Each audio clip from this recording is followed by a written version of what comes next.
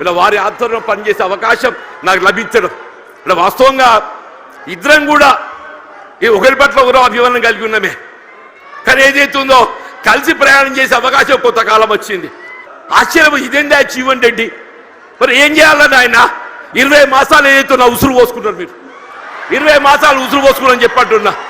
నేను ఇంతకాలం ఈ మానసిక క్షోభ నేను భరించాలని చెప్పంటు నేను సాధ్యమేనా చెప్పండి అన్న చెప్పంటు నేను 4 దశాబ్దాలు కాంగ్రెస్ పార్టీ బలోపేతం కొరకు అకుంఠిత దీక్షతో ఏదైతుందో నేను పోరాటం చేసి నేను పాటుపడితే చివరికి దక్కింది ఏంటి అని చెప్పంటు నేను ఆల్రెడీ ఈ వాయిస్ లోపల నాకు ఈ గోసేంది అంటూ నేను ఇవాళ 75-76 సంవత్సరాలు వచ్చినాయి అంటున్నా. నా జీవితం చివరి దశ చేరుకుందని చెప్పంటున్నా. నా జీవితం చివరి దశలో ఏదైతుందో నాకు ఈ మానసిక క్షోభ ఏంటి అని చెప్పంటు నేను ఇవాళ కేసీఆర్ గారు పెద్ద మనసుతో ఏదైతుందో మరి నా చేయూత నాకేదైతే చెయ్యి అందించి నాకు అండా నిలుచుండని చెప్పంటు నేను దయచేసి ఇలా జగిత్యాల గడ్డ నేనేదో ఆశించి కాదు నాయన. నేను అన్ని చూసిన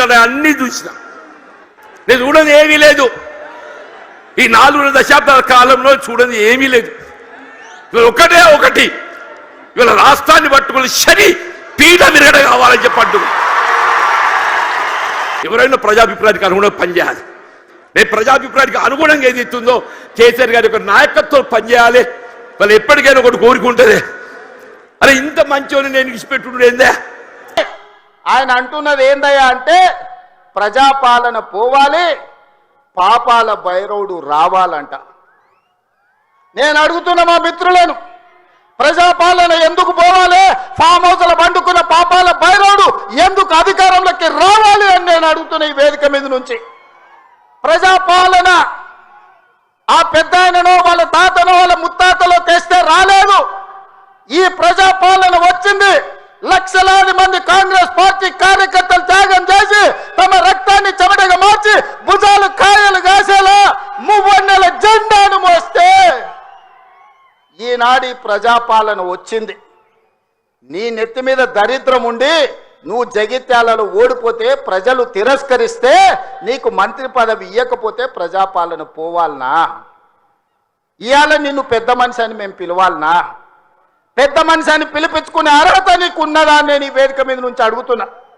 నేను అడుగుతున్నా ఇవాళ పెద్ద మనిషిని ప్రజాపాలన ఎందుకు పోవాలి, పాపాల భైరవుడు అధికారులు ఎందుకు రావాలో నువ్వు జవాబు చెప్పాలి. నీ పదవి కోసం, నీ అధికారం కోసం, నీ ఆకాంక్ష కోసం ఆనాడు 1983 చరిత్ర వెనక్కి వెళ్ళి ఆయన పూర్వతరాలు పుట్టు మచ్చలు ఇవ్వాలి. ఈ వేదిక మీద నుంచి నేను చెప్పదలుచుకున్నా.